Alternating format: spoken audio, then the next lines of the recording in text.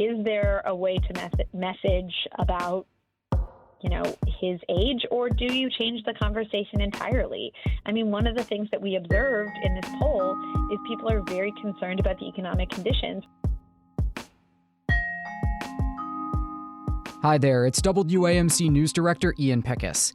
And on this episode of the WAMC News Podcast, some bad news for President Biden in swing state polling. Many of the key states President Joe Biden used to win the 2020 presidential election are trending away from him. That's according to a new poll from the Siena College Research Institute conducted for the New York Times. A year from the next election, it finds Biden trailing former President Trump in Pennsylvania, Michigan, Arizona, Georgia, and Nevada among registered voters. Joining us to break it down is Ruth Igielnik, staff editor for news surveys at the Times. Thanks so much for having me. So what's changed since the election of 2020 when so many of those purple states went for Biden and today? Yeah, I think a lot of voters are really feeling frustrated about the state of the country today. I mean, we heard a lot in our survey about their feelings about the economy, but it's really across the board. Voters are feeling like they didn't get what they thought they'd be getting with Biden. They didn't feel like he delivered on their promises, and they're looking elsewhere, and they're sort of looking back at Trump with slightly rosy glasses and thinking, the economy might have been better under him. Maybe conditions would be better if we had him back in charge. When we say voters, who specifically was polled for this survey? So we talked to registered voters in 6 swing states, 5 states that went for Trump in 2016 and then Biden flipped in 2020, and all 6 states that are very close states over the last several election cycles. So that's Nevada, Georgia, Arizona, Michigan, Pennsylvania, and Wisconsin. And in 5 of those 6 swing states, all the states except Wisconsin, Trump is currently ahead. Trump obviously has his own baggage, to say the least. How is he polling in the minds of these registered voters? Well, he's very personally unpopular, as is Joe Biden. Majorities of voters across these states say that they do not view him favorably. But on the issues, he's doing remarkably well. When we ask things like, who do you trust more on the economy? Voters choose Trump by double digits. Who do you trust on national security? Trump again. And across a variety of issues, really everything except abortion and democracy, voters prefer Trump, even if they don't like him personally. Now, is this hypothetical rematch, which seems to be the most likely outcome, any different from other potential matchups that President Biden might have? Yeah, so we did poll sort of as a comparison other potential opponents to President Biden if Trump isn't the nominee, though that seems pretty likely. We looked at DeSantis, who does not do as well as Trump across most of these states. And we looked at Nikki Haley, who has been sort of doing better in the polls, in the primary polls of late. And she does outpace Trump in a lot of these states, not all of these states, but she does decently well. We also sort of did this experiment on both sides and asked people to say, okay, if Trump wasn't the nominee, it was just a kind of a generic Republican. And that sort of generic Republican does remarkably well, better than all 3, Trump, DeSantis, and Haley, in each of these states. So that person doesn't exist, though. Yes, the downside, of course, is that they're not thinking a real person with flaws like the other 3 that we asked about. But it was an opportunity for us to see that the country seems right now to be in the mood for a Republican, more so than a Democrat. They are really craving some of those Republican ideas. What specifically about Biden? You mentioned, his handling of the economy, but is there something about him that voters are objecting to?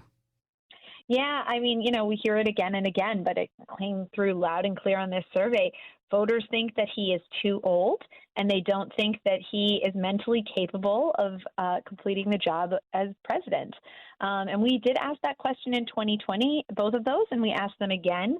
And voters are much more likely to say both of those, that he's not mentally capable and that he's too old, than 2020. And also we asked if he doesn't have the temperament. They're also more likely to say that. By contrast, we asked those questions about Trump. who is not that much younger than President Biden. And far fewer voters said that he was too old. They weren't concerned about his mental sharpness, and that has not changed over the past 3 years.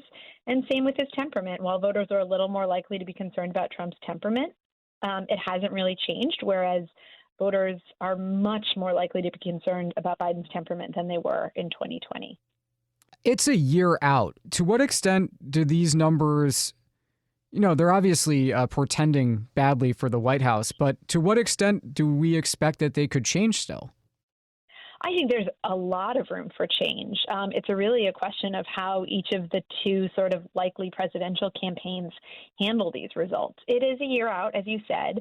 The world could look very differently in a year, and a lot of these groups could move. Right now, we're seeing a lot of movement of young voters and minority voters to constituencies that are sort of typically Democratic constituencies, sort of drifting towards Trump and Republicans. You could imagine a world in which the Biden campaign and Democrats sort of take control of some of that messaging and are able to bring those groups home.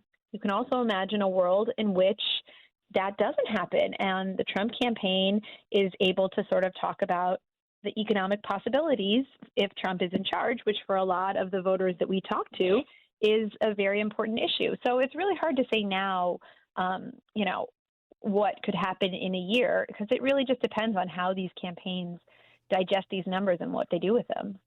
I'm reminded of the fact that places like Georgia and Arizona, even Pennsylvania sometimes, they're not, solid blue states. So the president was able to kind of run up the margins in 2020 by turning some of those states from red to blue.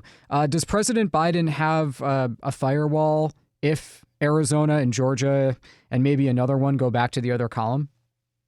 At this point, not really. I think there's a reason we selected these 6 states, and we were kind of interested to see, these are states that would likely determine the outcome of the election. And so, right now, with Trump winning 4 of these 6 states, if that holds, and that's a big, giant if, that's really the ballgame. Biden doesn't have a firewall. The really interesting thing that we observed here is that, we picked 6 states that were the reason we picked them was because they were swing states, but one kind of interesting thing is there was a lot of social and demographic diversity, and the most racially and ethnically diverse of the states were the places where Trump was doing the best, and the whitest of the states were the places where Biden was doing the best. So it kind of flips their traditional state models on their heads. So while we didn't poll in other states, it's worth checking in on other states that are not swing states to see, if some of those dynamics are at play. That's really interesting. So I know you're not a political strategist, but what is a president who's accomplished a fair amount of what he said he wanted to do in a first term, who happens to be 81, do about the fact that almost 3/4 of people say he's already too old? That is a great question. As you said, not a political strategist. I mean, I think if you're the Biden campaign today, you've got to be looking at this and asking yourself the same question and saying, is there a way to message about, his age, or do you change the conversation entirely? I mean, one of the things that we observed in this poll is people are very concerned about the economic conditions, rightfully so. They're feeling inflation, they're feeling all of these things. At the same time, things are getting back on track with the economy. And, I don't know if it's that the Biden campaign isn't messaging about that in the right ways, but, they might be looking for ways to change the conversation. Now, again, not a political strategist, so we couldn't say, but it's clear that if the conversation stays on his age, this is not a good thing for him. And it's also just one more thing. It's so interesting that President Trump has not really been disqualified by his legal challenges. As we speak, he spent the day literally on the stand in court. It's hard for me to imagine another candidate who would be able to bounce back from something like that. Yeah, it was truly a fascinating part of this poll is just how much people didn't seem to care. And that's something we've seen in our polling for over a year now, that people don't seem to care about these indictments. Now, we did do one experiment at the end of the poll where we actually asked if he was convicted and sentenced to jail time, so really follow that through to the logical completion or potential completion. And at that stage, enough voters defected to Biden that it's possible Biden could see a path to victory there. Now, there's a lot of ifs there, and that was very hypothetical, so there's no way of knowing if that's what people would actually do. But when we ask about Trump's crimes, Trump's threat to democracy, voters again and again tell us that they're not that concerned. But when we gave them the sort of more concrete hypothetical of what if he is sentenced, now we didn't say goes to jail, we just said sentenced to jail time, but under those circumstances you had about 6% of voters, which with margins this thin, it's enough, who switched either to Biden or to undecided, enough that would sort of swing these states to Biden. So it's hard to know. The timelines of these trials are all different. It's hard to know what that means. Right now, we've seen in our polling, and we've heard from other people, that voters are sort of seeing the ongoing trials as almost white noise. But what an actual conviction would do seems like it's possible that that would have some impact on the race. Ruth Igielnik is staff editor for news surveys at the New York Times. Ruth, thanks so much for taking the time to speak with us. Yes, thank you so much for having me in the great city of Albany, which houses our wonderful polling partner, Siena College. That's right. And if you're really a hyper-local, it's Loudonville, but we claim them anyway. Okay, that does it for this episode of the WAMC News Podcast.